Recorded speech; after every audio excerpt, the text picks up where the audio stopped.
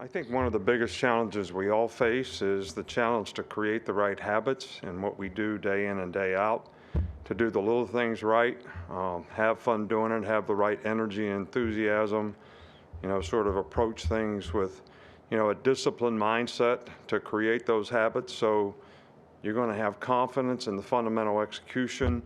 You got to invest in that in practice, and it takes good energy and enthusiasm and focus every day to be able to do that.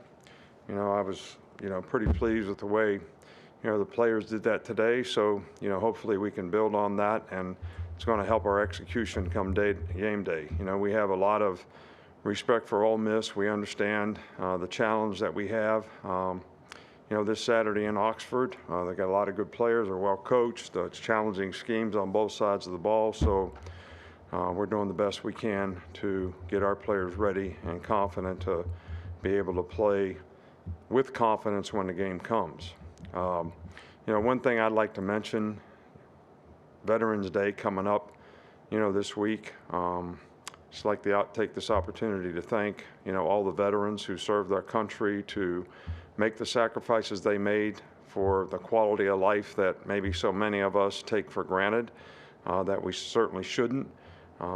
It's hard to feel bad if you have gratitude for what we have, and we have, one of the greatest countries in the world, and all these servicemen have made sacrifices so that we can maintain that, and we appreciate what they do more than you know. Okay, with that, we get started with Michael, left middle. Yeah, you said that they look good today in practice. What have you seen from that energy and attention this week in practice? And can you tell by Wednesday what a team is going to play like on Saturday based on? No, I can't tell.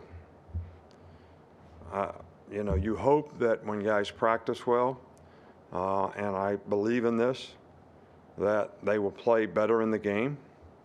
But there's so many things that happen in the game, all right, that you have to be able to maintain your individual momentum, all right, to be able to play the next play and execute when, your best is needed. I mean, when an old shit moment comes up in a game, you got to be able to play the next play. Just like you got to do the same thing in life. We all have issues and things that happen in our life. Some we create, some we don't create. We still have to deal with. But you got to have the right mindset to be able to sustain the right energy level and regain momentum when those things happen. And, that's one of the things that we need to get better at. We talk all the time about playing one play at a time for 60 minutes in a game, like it has a history and a life of its own. And no matter what happened on the last play, focus on the next play. Don't look at the scoreboard. Don't worry about the outcome. Just do the things you need to do to get the outcome that you want. And that's something that, we need to improve on. And it's something that's been harped on all year long. So even if you practice well, if you don't go in the game with the right psychological disposition to sustain momentum, and how you play in and play out, even when things go bad, even when you're playing on the road, it doesn't matter where you're playing, then you're not going to be able to maintain the kind of focus you need to be able to execute. This side with Chase. Lane Kiffin brought in, I think it was 16 players from the transfer portal for this team. Some obviously ended up with bigger roles than others, but how much impact would you say that the portal has had from this year's Ole Miss team to last year? Well, I think, you could go through all the teams that we play, and they've have significant players that have come in from the transfer portal.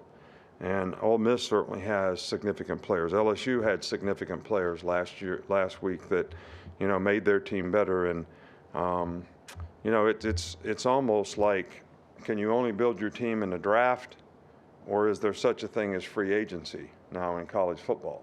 And for years, NFL teams use both of those things to help build their team. And I think, some teams are doing that. Some teams probably need to do it a little more than others.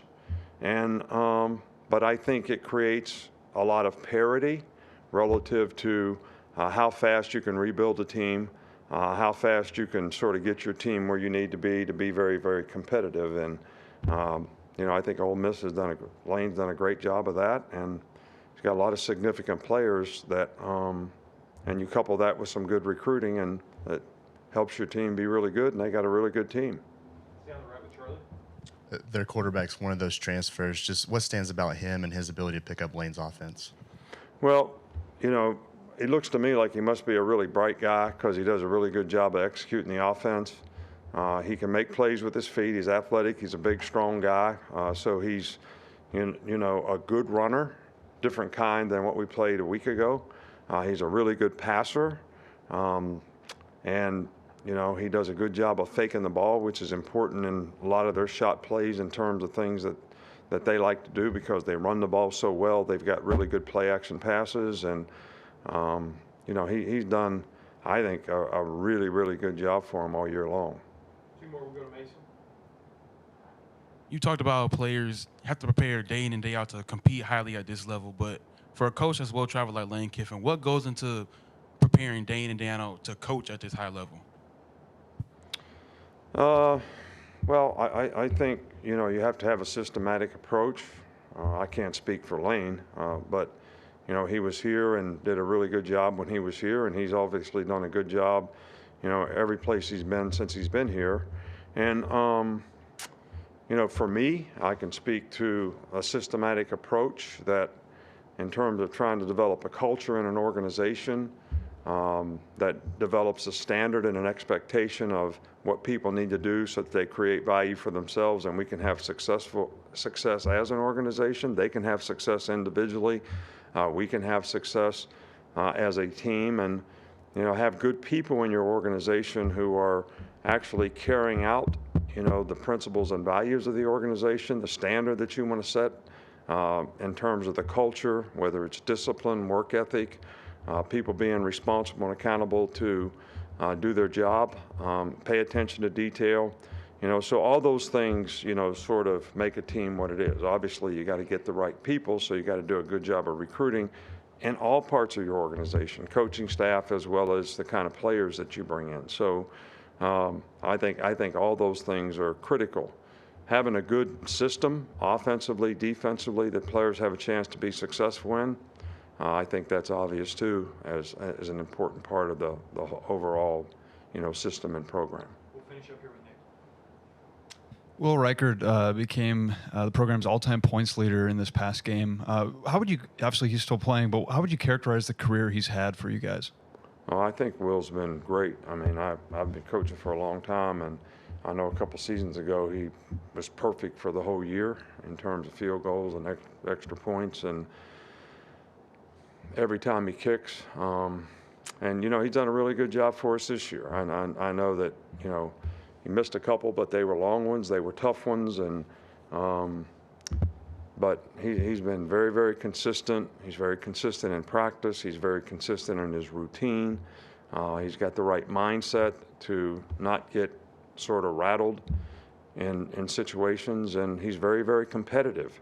And you know, I absolutely just love the guy as a specialist. You know, sometimes, you know, your specialists are a little different. He's just phenomenal. All right, Coach, that's it. All right, thank you.